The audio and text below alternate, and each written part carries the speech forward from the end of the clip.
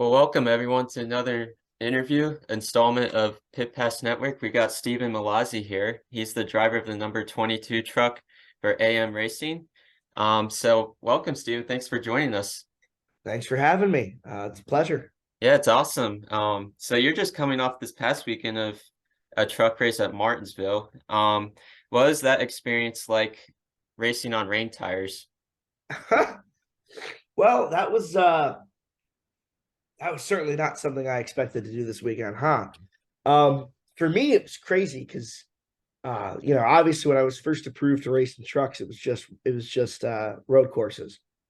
And I was thinking, Mid Ohio will be my only NASCAR start. I don't think I'll do anything else after that because I don't have the money. I'm in college. I'm going to law school. It's too much. And the fire kind of reignited. I'm like, a few weeks ago, I'm like, what the hell? Let's try to do Martinsville. So we tried to do Martinsville, and you get to the track, and you're like, holy crap, it's going to rain at some point today. It's definitely not something I was expecting. Shockingly, the rain tires were a lot.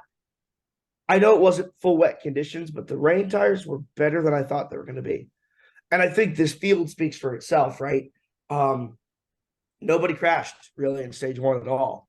And I think that speaks volumes, the level of grip that the rain tire has for the driver. So shockingly, really good on the rain tire front. Definitely a little sketchy. If you ever watch the start of that race, you'll notice my game plan going into that, knowing we were on rain tires, was to not be anywhere near the field. Just let them crash. And then, of course, the truck series crashes every other freaking race they go to. The one time they don't crash is in the rain at Martinsville. Who would have guessed it? But I think literally we laid off 4 seconds or so, give or take, at the start to literally just give him room to crash. They never did. So we spent all stage one chasing them down. And we actually chased a few trucks down past them, but we lost a lap at that point, and that kind of hurt us. So, but racing in the rain, cool experience. It was pretty cool to be able to say that I was in NASCAR's first ever oval rain race. So, Yeah, that must have been a cool experience. Because it was the first ever time they raced on the rain tires too in an oval track in NASCAR history. So being a part of yeah, that history too. yep. Um, so after you put out off the rain tires into the normal tires, then like how much different did the truck feel? Like what's the difference like feel wise between rain tires and normal tires? So I'll be honest with you, because the track wasn't really wet, it was damp. The only thing that really felt different was you had to be gentler on the throttle. You couldn't really go flat out, at least in my truck. And you had to be on the brakes a little bit longer. Honestly, it really wasn't all that different. Like it just wasn't. And I think it's more of a product of the racetrack wasn't super wet. Like it only took I think 30 laps for us to switch over to dry tires. Um, I feel like on a wet rate, on like a truly, truly wet racetrack, the truck would feel a lot different. I drove in the rain at Mid Ohio last year, and that was borderline uncontrollable. Like it's crazy. And I feel like if you had that kind of lack of control on an oval, you'd have a wreck fest on your hands. You'd have a lot of crashes happening. So I understand NASCAR's reluctancy to use the wet weather tire on oval tracks, especially short tracks like Martinsville. At the same time, you can't really call it a wet weather package if you're not willing to use it in most wet conditions. It's more of a damp weather package at this point, um, which I think obviously is kind of the reason why it felt so similar to a dry racetrack, because you make up for the lack of grip in the different compound of tire. Um, so that's kind of how I feel about it in terms of comparison. Like it was difficult to really tell all that much of a difference, and I think that's mostly because the track was basically dry. So Yeah, for sure. And you mentioned you experienced rain tires at Mid Ohio last year too, and I guess it because it is more damp, it was probably you could probably tell the difference even more between normal and rain tires at that track too. well, Mid Ohio, it was flat out. It was drenched. It was soaking wet. So definitely, I think that's definitely why you could tell the difference was because of. And like if you go back and ever watch that qualifying session, it's a disaster. and it actually got so wet that they canceled the second round of qualifying. Um, so I mean, it was ugly. It was tough to drive out there in Mid Ohio. We had already crashed in practice at that point, so we went out there to just run a lap and make sure everything worked. We did not stay out there to keep running qualifying laps because it was dangerous conditions. And if you ever look, NASCAR rarely ever decides to qualify in the rain. Rain qualifying simply does not happen. And that's because, over the course of a wet racetrack, the conditions can change so much. If you have to split up into groups, like or like do single car qualifying at Martinsville, the condition might change from the first car to the 36th car and lead to unfair advantages. Out of road course like Mid Ohio, they don't really have to separate you. They can kind of just send you all at once. So they did two. I think they ended up doing two. They did do two groups because they didn't want 36 race cars out on the track at the same time in those conditions. But it was still crazy. It was still absolutely crazy to have to experience that. To make it even more crazy, it was your Truck Series debut too, and that was your first experience of NASCAR rain racing or qualifying in the rain. Yeah, that was yeah, and I did not have honestly, I did not have a ton of stock car experience even before that. Like it's yeah, like it was nuts. It was just you're totally right. It was absolutely insane to have that be one of my first times out in a NASCAR truck was the rain qualifying at Mid Ohio. For sure. And then going back from the race this past weekend, you drove for AM Racing, and Brett Moffitt drives for that team in the Xfinity Series. So since he's like kind of related to your team, even though it's a different series, did he give you any pointers for you for the because it was your first time experiencing Martinsville? So the funny thing is about the whole AM deal is I was actually slated to drive the 34 truck for Josh Ram at RBR. Josh was kind enough to swap seats with me, but it all happened really fast. So by the time we figured out that okay, listen, it's a rookie. He's his first time on an oval, first time at Martinsville, only second time in a truck in RBR equipment, probably misses the race if there's more than 36 trucks. So we pretty much on like Sunday or Monday decided that Josh was going to switch seats with me. We spent most of that week getting ready with the swap happening. I ran into Brett uh, a couple of times at the AM shop. Super nice guy. Never got a chance to really talk to him in depth about Martinsville. Although I totally wish I had. Um, but yeah, Josh gave me a lot of pointers. I spent a lot of time with Josh that week. And actually, Josh, despite not having the results to show for it, is pretty dang fast at Martinsville. I'm pretty sure he qualified like in the low 20s when he was there last time. And he actually got to race. So I talked to him a lot about it. I talked to my spotter, Will Rogers, a lot about Martinsville. Um, I talked to Brad Perez about what he had learned from watching races at Martinsville and how he felt about going in because he's kind of in the same boat, right? It was his oval debut as well. So I definitely talked to some drivers, but Brett wasn't one of the ones I got a chance to really talk to in depth about it. For sure, that's very awesome. And you mentioned Josh Rayum, and he's a driver and truck owner, and he really helped you get your footing into the NASCAR Craftsman Truck Series, actually. So according to your Wikipedia, you've developed a close relationship with him. So what does it ultimately mean to have someone like him to care so deeply for you in your career path in NASCAR? It's pretty crazy. It gets me sometimes it gets me a little choked up talking about him. To me, he's been like quite literally a dad to me in racing. Like it'll be tough for me to ever walk away from him because of how supportive he's been of my whole career. As a matter of fact, I'd go as far as to say, excuse me, that Josh is the only reason I've ever had a career. And like it all started in 21. We kind of just I started working at a shop as an intern, and we sort of just developed this relationship. He kind of realized that me and him had a very similar upbringing, right? And his dad, we did the same type of kart racing growing up. We followed the same progression. We both did it with our parents, specifically our dads. And the difference is, my dad got sick and his dad didn't. So I stopped racing and he kept going. And he said that to me once, and I was like, yeah, it's probably pretty accurate, man.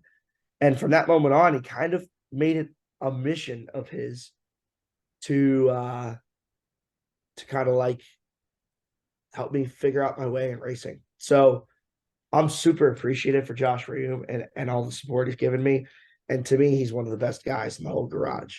Um, yeah, love that guy. Love him to death. Yeah, that's a very touching story. Yeah, thanks for sharing that. And so going back to Martinsville again, did our one of your sponsor for the race was Stacking Denny's, and Michael Waltrip during the broadcast said that it sounds like Corey LaJoy's podcast, Stacking Pennies. So I guess explain to those listening what Stacking Denny's is, and is it at all related to Denny Hamlin, or is it just called Denny's for a different reason? So it is funny. It is funny. There's actually an article on the internet from a mildly reputable news sports outlet for NASCAR that says that I am a Corey LaJoy backed driver, which is just hilarious because Corey LaJoy, probably a great guy. I've never spoken to him in my whole life. Stacking Denny's, so it's a podcast associated with the Action Network and or Nick Giffin's the Action Network's Nick Giffen, who's an analyst, and Roto Ballers Jordan Maccabee. They're two guys who came together and they started making a sports gambling podcast together. And I forget if it's Jordan or Nick, but one of the two really loved Corey LaJoy. So, in honor of Corey LaJoy, the first word of the podcast was stacking, but he really hated Denny Hamlin. So, the second word of the podcast became Denny's instead of pennies because it sounded alike, and it became Stacking Denny's. That's sort of how the podcast name came about, but it is actually not the podcast run by Corey LaJoy. It is a sports analytics podcast where they talk about, great bets for the week and a lot of people wrote stories and heard about the NASCAR $1 million parlay that was like a $9 parlay or something that hit for $1 million last year at the crazy summer Daytona race. The inspiration from that parlay came from correlation statistics that were presented on Stacking Denny's. So I got in touch with Jordan and Nick through my time working at the Action Network because there was a time where I worked for them as a sports analyst, and that's how I got to know them. So, they sponsored my truck. The our graphic designer at RBR, who's Keith McGee, another Truck Series driver, came up with a fantastic scheme for them and designed probably what I like to think is the best looking truck to come out of the Truck Series this year. Um, and then we got a couple of other people to hop on board with us, and before you know it, we had a full truck. Yeah, that's very cool. It's funny how it goes in full circles with the stacking pennies and then stacking Denny's. So that's a really cool story. So you Yeah. mentioned earlier your other truck start. You have two truck starts now. Your other one was Mid Ohio last year. You mentioned that a little bit. Um, what was it your first time racing on a road course in like any racing series? No, no. So, I mean, I was brought up in competitive like F1 style asphalt kart racing. So basically, those are road courses too, right? They're a bunch of left and right hand turns. Um, that's how I started driving. That's what I learned how to drive in. And that's actually why when we initially got approved, NASCAR said it was for road courses. It had a lot to do with my kart racing background. And these are not like play around goofy go-karts. These are 90 mile an hour, open wheeled, no seat belts, kind of no joke, no crap type karts. And, I was a vice national champion at one point in my career. I represented the United States overseas. Like I did a ton of that stuff, and I was one of the best in the U.S. at kart racing at the time. So when they made the decision to approve me, that's why road courses came about as the way to go, because it was like, you know, no doubt that that's what I should be doing with the racing background I have. Yeah, for sure. That's very cool. You mentioned go-kart racing. Um, was that like your first like racing series you've raced in before, and do you know like what age you started racing too? So I did indoor rental go-karts at 8 years old. I did that for probably 5 years before I ever switched over to competitive karting. So I was probably 13 by the time I started competitively karting. And basically the first thing I ever did in racing besides playing NASCAR Thunder 2004 was definitely kart racing. It was those indoor go-karts that I ran at a rental track that was just close to my house, you know.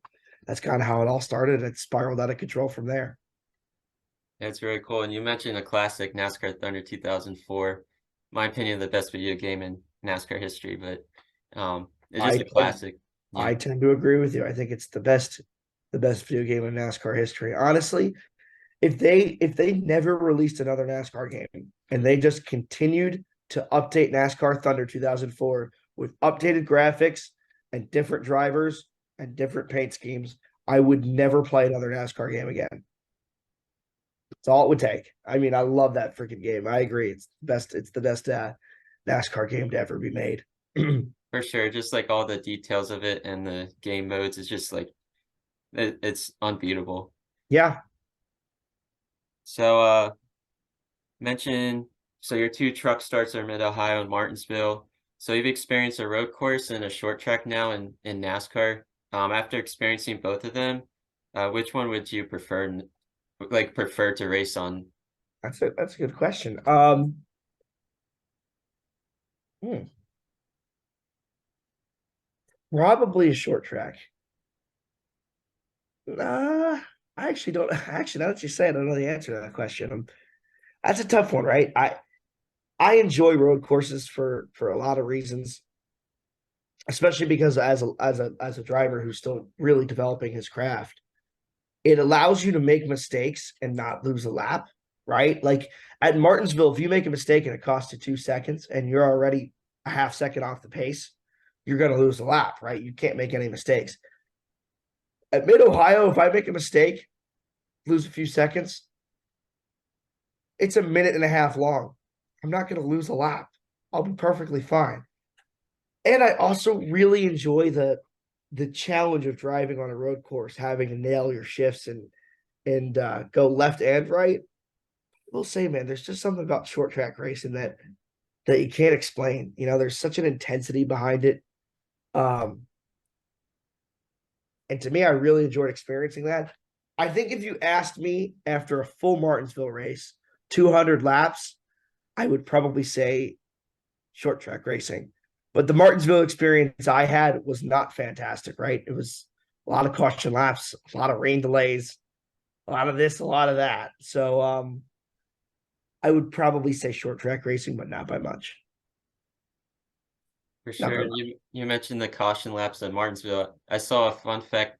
There's actually more caution laps that happened than green flag laps during the race. Yeah. So that Yeah. that was wild. Um, so keeping to the theme of NASCAR tracks, if you can choose the next NASCAR track you can race on, which one would you want to experience? Easy Daytona. Daytona. There's no track in the unit. I know. It's Wreckfest in every series, especially the lower ones, and it is little to it's not as talent based as other racetracks. Or it doesn't matter. It doesn't matter. There's so much prestige behind driving at Daytona. It's what I want to do, right? So you think of prestigious tracks in NASCAR, you probably list Darlington, you probably list Bristol, you probably list Martinsville, you list Daytona, and you list Talladega. I would say those are. I mean, North Wilkesboro is going to be up there now, right? Because that's going to be really prestigious. I mean, I think those are it. I think those are the most heralded tracks in all of NASCAR. with Daytona being at the top, no question. I would have put Indianapolis on there, but not the road course, just Oval Indy, you know. So I'm gonna go with Daytona. I really, really, really want to drive there. I have to do a few more races before they'll approve me to do that type of track, but it's really all I want to do is race at Daytona. So yeah, I don't know. There's just something about especially the truck series, man. It's under the lights. It's Friday night. It's the opening race of the season. It's usually pretty crowded for a truck race there. It's really just what I want to do. For sure. And then a non-NASCAR fan probably knows what Daytona is, like heard of Daytona. So that's how historic it is, where they just know like right away that that's a NASCAR race. So for sure, Yeah, that's the most historic track right yeah, there. yeah, for sure. So so you actually work at Outback Steakhouse outside of your race car, and I saw on Twitter you're actually trying to grab their attention to sponsor your car. So I guess social media allows you to do that, thinking out allows you to think outside the box and do that kind of stuff. So what would it mean to have that on your truck because you work there? So I can't say a whole lot about it yet, but that is something I am working viciously to get done. And I can't say for sure, but I think I've got something cooking. I really do. Um Having worked there, like I don't think a lot of people realize I'm just a normal guy. Like I'm a college kid going to law school. I work at Outback Steakhouse. I pay the rent. I pay for gas. I buy my food. I am not a mommy and daddy rich kid who just, gets a seat paid for me, right? Like I really have to dig deep if I want to do any of these races. So the whole point of this silly little tweet that I sent out that got so much publicity and traction um, was just to kind of prove that because I had gotten it actually what inspired it was somebody the night before. One of my sponsors, it was actually Nick, the guy from Stacking Denny's, had posted a tweet about how proud of me he was. And somebody responded, proud of last place, like as an insult to me. And that really ticked me off. And I'm like, I don't think you get it. I'm sick and tired of these people who sit behind keyboards and tweet at drivers, especially the small time ones, and are just like, yeah, you suck. Like, first off, 3,500 people in the history of NASCAR have ever driven in a NASCAR race. That's it. There's 8 billion people in the world, and 3,500 of them have ever touched a NASCAR steering wheel. What right, unless if you are another driver or a media personnel member or someone heavily involved in the sport who's been doing it a long time, like a crew chief, car chief, owner, what right does anyone have to talk about what drivers do in a career standpoint? I don't get it. And it really hurts me because here I am. I've been at Martinsville I've been up since 7 in the morning and I didn't get back to my apartment at 3 a.m. And here I am driving home. And I'm looking at a tweet while I'm driving. I know, sue me, it's really dangerous. At 1 o'clock, that says, "You're proud of 36?" question mark. I'm like, yeah, you know what? I actually am. And I responded a little bit angrily to this guy. And the next day when I got to work, I'm like, I think people need to know that I am indeed just a guy who really works hard to get the opportunities he has to get in the truck series. So I drafted something up. I got to work early that day. So I'm like, I got a few extra minutes to go. I'm like, why not? Let's see what we can get going. And my phone was blowing up during my shift. And I really couldn't look at it because obviously when you're serving tables, you're not staring at your phone. But I remember getting off and seeing like the numbers, how many people had actually seen that tweet. And I was like, holy crap, that's nuts. That's just crazy. So it inspired me to start pursuing Outback Steakhouse. And I have definitely gotten a phone call or two about it. So we're gonna see what happens.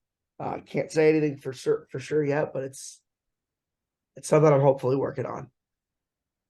Yeah, that's really cool. And Outback has a history in NASCAR too. Like Kevin Harvick was sponsored by it, and Ryan Newman, and they've won races in that with that sponsors. So to have it return and all that would be really uh, historic and all that. Yeah. Yeah, and I think if there's ever an opportunity for Outback to re-enter NASCAR, now would be the time to do it, right? Because you got a lot of different angles you can take it from. And for one thing, because of all the different media angles, I guarantee you that sponsorship will get similar exposure to that of a Cup Series sponsorship, just from a different perspective, and it'll be a lot cheaper than a Cup Series sponsorship. Um, so I mean, I like I said, I'm going to give them my pitch, but there's definitely a lot of different angles to take, I think, for them to re-enter the sport. For sure. And so you mentioned earlier about your college. Are you still in college? You attended University of Virginia, but you're still there right now? So I live here, right? I live in my apartment in Charlottesville. Technically, I graduated in the winter, a semester early. Only did that not because I didn't want to keep going to college, because it's $35,000 a semester. And again, I am just a guy. So I got a lot of scholarship coming here, right? And I got a full ride to law school. So I'm not spending a whole lot of money on my education, which is enormous, right? What allows me to keep racing. If I had a crap ton of college debt, I probably would not be spending all of my money trying to drive race cars. But because I've been really diligent in my schoolwork, and I've really put a lot of time and effort into making sure that my grades are high, that my test scores are good, that my resume is perfect. I think that's really helped me out in the long run, be able to keep pursuing what I love. Honestly, graduating early really helped for this specific semester, um, because it means I can kind of go wherever the wind takes me if I have to, um, and figure it out as I go. For sure. And your Wikipedia page says you at the University of Virginia have been an analyst and a commentator for the student news organization at WUVA and the ACC network. So, um, I guess what got you to pursue media? So actually, when I left racing at first back in 2017, um, I started commentating go kart races. And that's kind of what started that interest, right? And it really, just like racing and NASCAR, man, it's sort of spiraled out of control. Um, and like when I got here, there was a sports media class where they only accept 12 kids a semester to get into, and they're almost all seniors. I got in as a freshman, and that was pretty cool to get that experience. And they actually promoted me and allowed me to broadcast sporting events. Um, and the ACC network is an ESPN subsidiary, so like that's working for the big show. That's pretty cool. And Virginia is one of the top, I would say, 5 to 10 schools in the country in terms of athletics. We're not a small college in terms of college athletics. We've got national championships in a boatload of different sports, except for football. We really suck at football. A bunch of different sports, and being able to call some of those sports, especially some of the really good ones, right? Like I've done, like our women's soccer team has been phenomenal. Got to call some women's soccer games.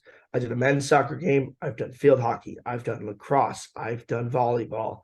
Done all these sports that I knew nothing about, and I've called them all for the ACC network, which is a pretty freaking cool thing to have on your resume. So I didn't give up on that stuff. It just kind of got weaseled out when I went back to racing, right? Like I had to go on the back burner to make time to really drive. For sure. And I mentioned earlier you go to the University of Virginia. Um, what kind of led you to that university? So my dad went here for law school, and that was pretty much the whole reason I came, right?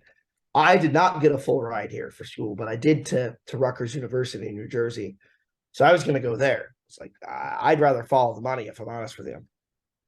But my old man sat me down, and he basically said to me, like, this is too good of an opportunity for you to pass up. He's like, if you ever listen to me as a dad and you ever cared about what I thought, he's like, you'd really consider going to the University of Virginia. He's like, that's where you should be. Um,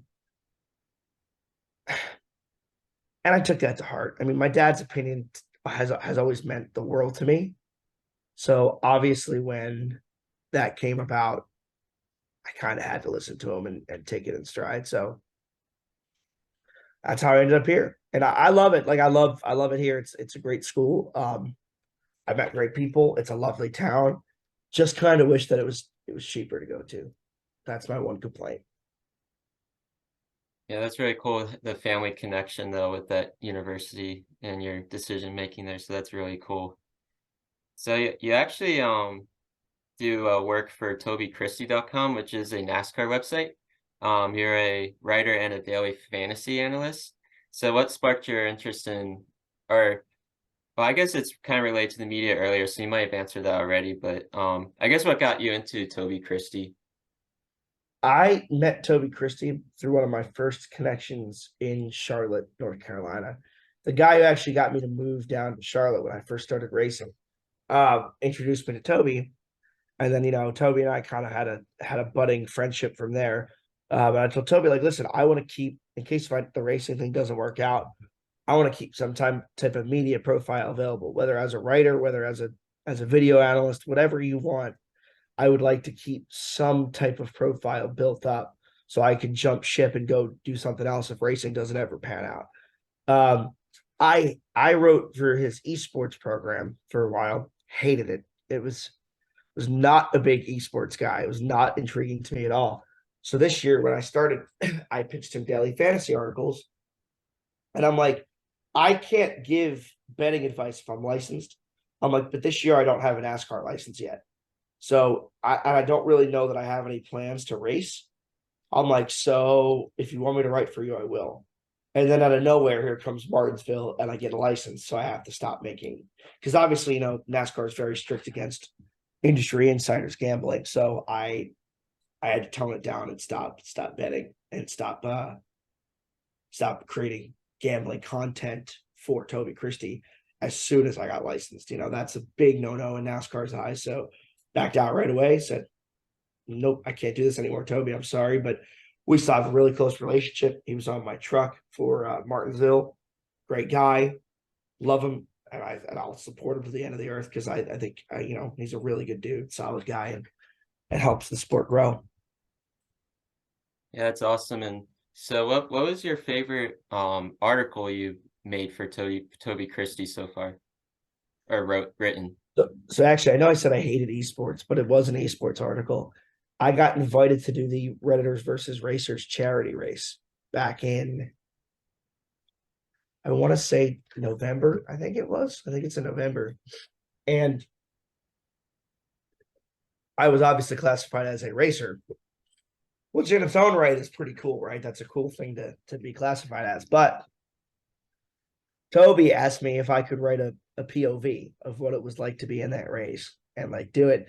And I I avoided, I was eighth or ninth on the last restart, and I worked my way through the field. And the leaders wrecked, and I split the gap up the middle, coming down the front stretch of Talladega. And coming to the line, I was basically tied with another guy, and I just missed out on it. And writing that article was a lot of fun because it was like writing a racing article, right? It was like writing a race recap for a race I was actually in. And I enjoy doing that kind of stuff. So um, that's probably my favorite article that I've ever written for him. I definitely think the best articles I write are my DFS ones, uh, mostly because I generally tend to be pretty good at that stuff. But my favorite article that I've ever written, definitely the Redditors versus Racers one. Yeah, for sure. That's really cool perspective, like making a article of a thing you participated in. Like it's not too often someone writes about something they did in a sporting event. So that's really cool. Yeah. So also on your Wikipedia page, it says you live in Morrisville, North Carolina. I think you mentioned that earlier. And but you're actually from Swedesboro, New Jersey.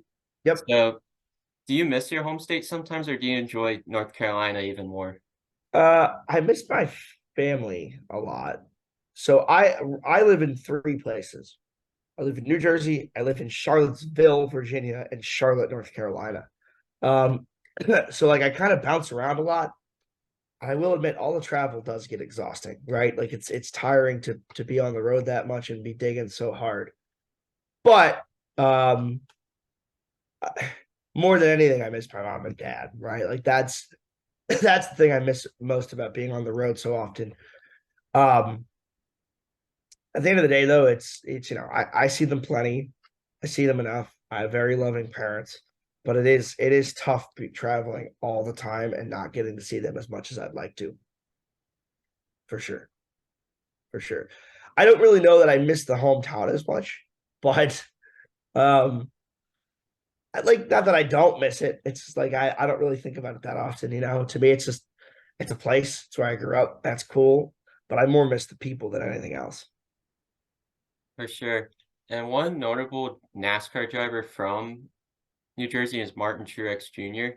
So, would you say Truex was someone you kind of looked up to as a kid because he's from your home state? Not at all, weirdly enough. And not to insult Martin or anything, but he was never my guy. He just wasn't. I don't dislike him. I don't like I have nothing against him. It's not like I dislike Martin Truex Jr. or anything. I'd love to talk to him. I mean, that'd be pretty cool, but uh he was just never my favorite driver. My favorite driver, the guy I looked up to growing up was Tony Stewart.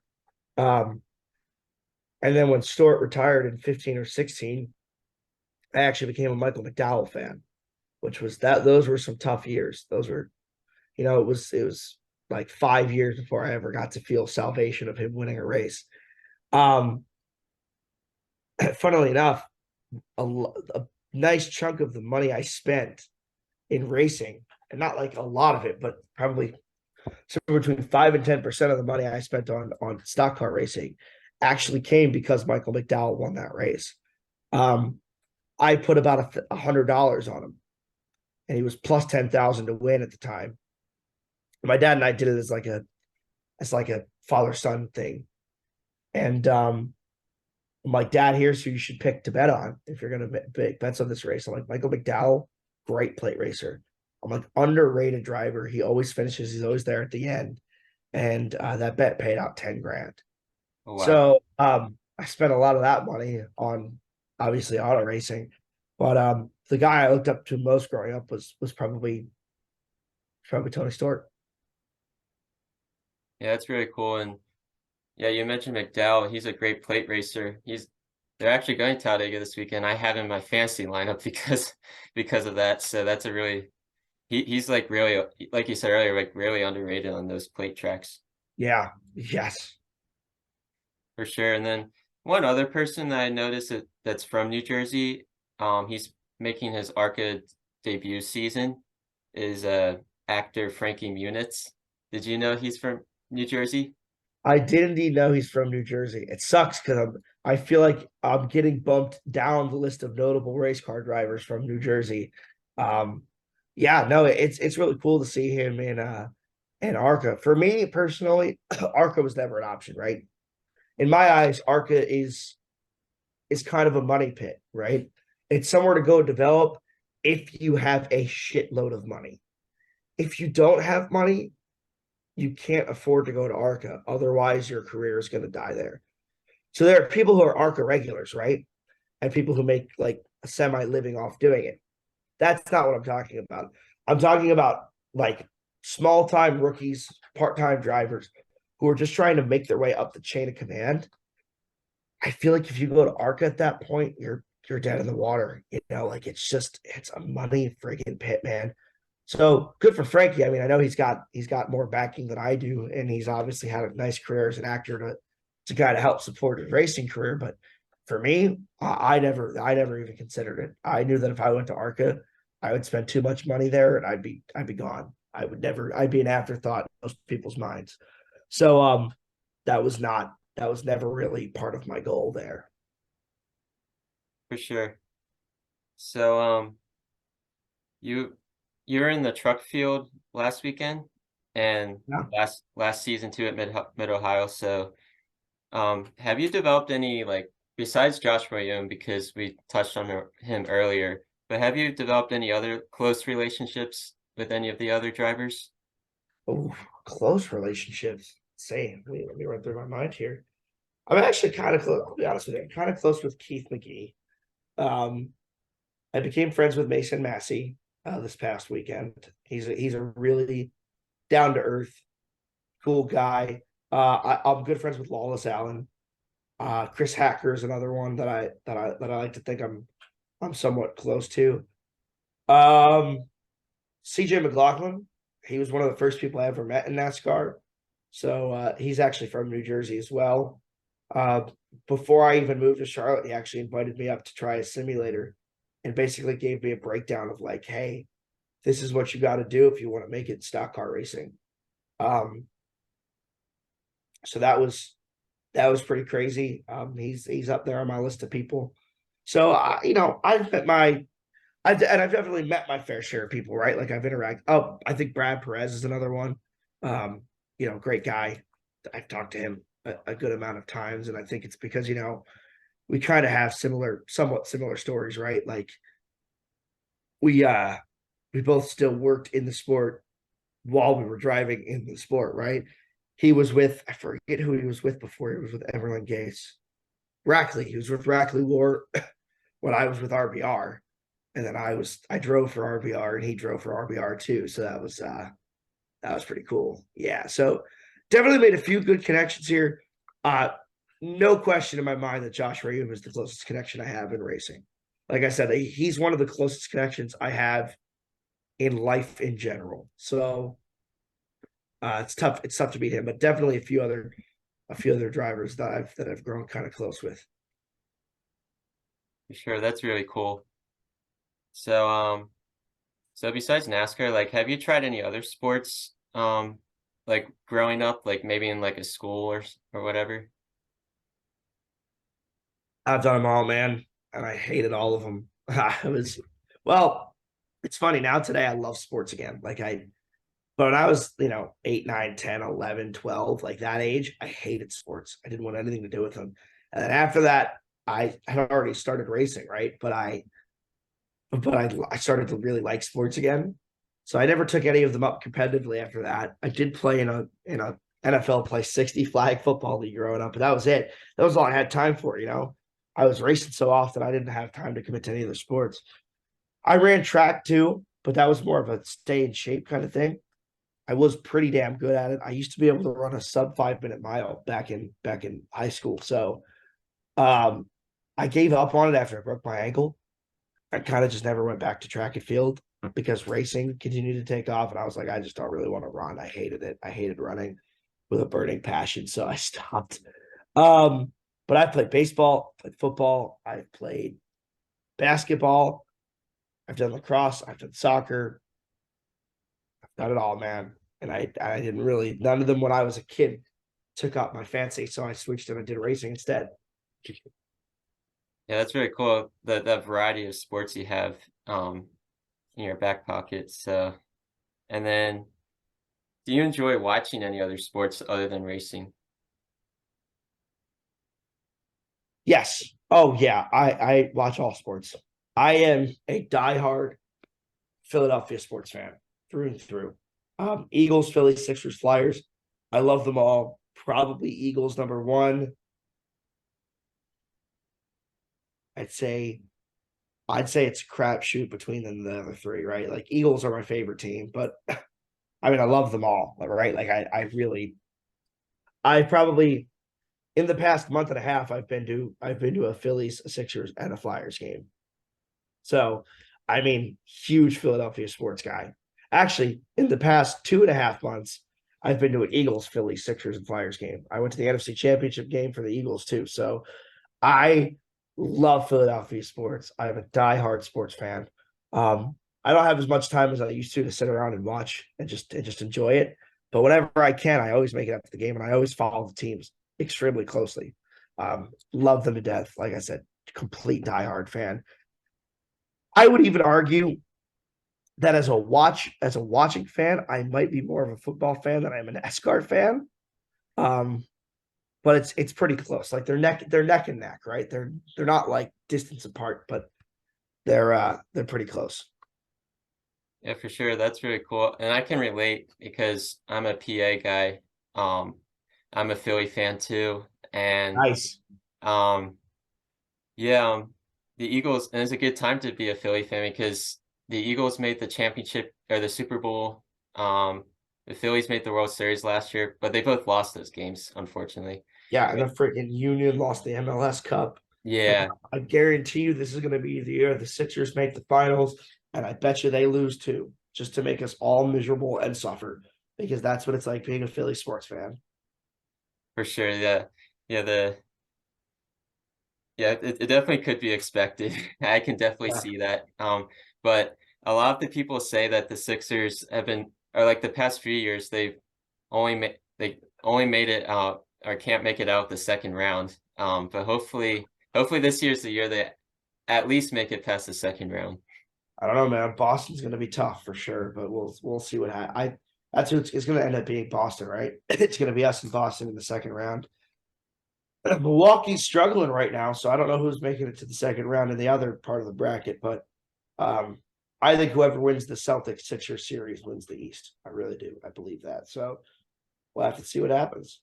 For sure. And I think the top three or so in the East all had better regular season records than all of the West. So the Yeah, East is definitely have a lot of favorites.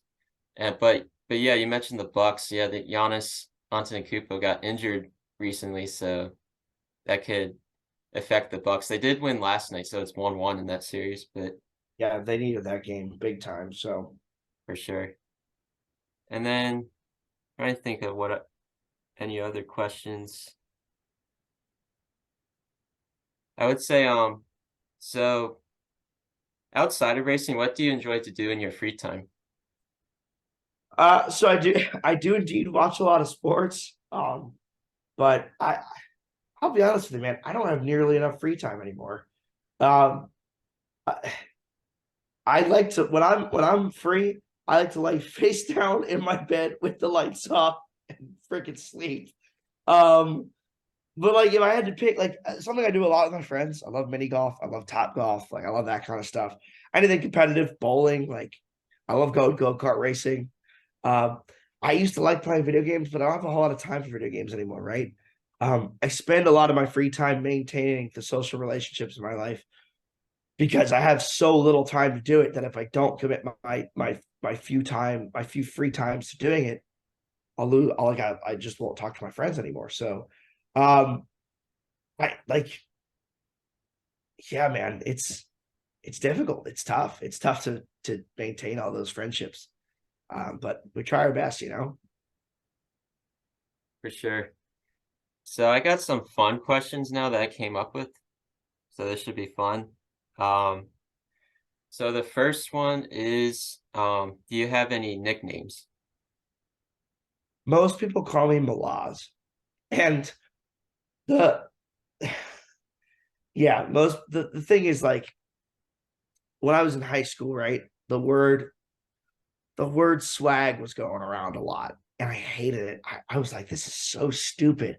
So one day, as a joke, like I heard somebody say, "Oh yeah, that's so swaggy."